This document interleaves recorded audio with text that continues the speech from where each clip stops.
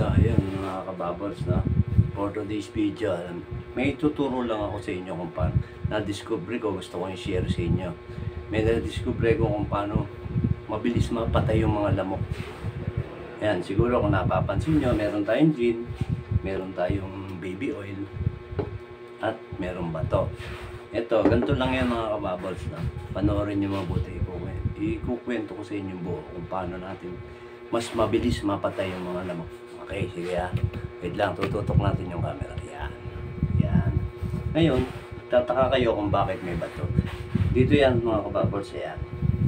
Ngayon, itong baby oil, lalagay muna natin to. Ito baby oil to. Kahit anong baby oil, basta importante yung madulas.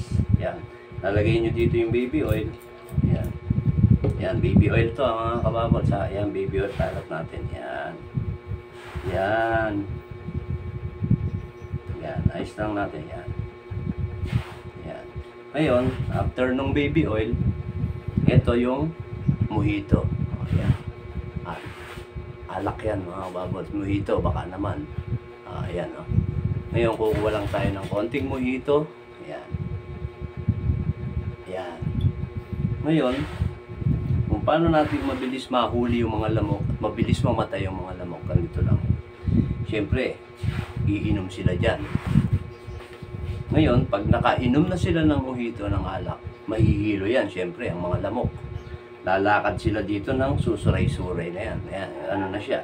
Ngayon, pag nadulas dito yan, babagok ang ulo nila dito sa bato. Ayun mga kababbles, ganun lang kasimple para mapatay natin yung mga lamok.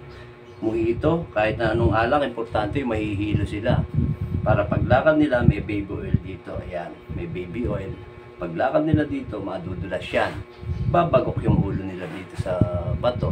O di ba, ang bilis mapatay ng lamok. Wala kang kahirap-hirap, basta nasa pwesto lang yan ng maraming lamok. Maraming mapapatayan.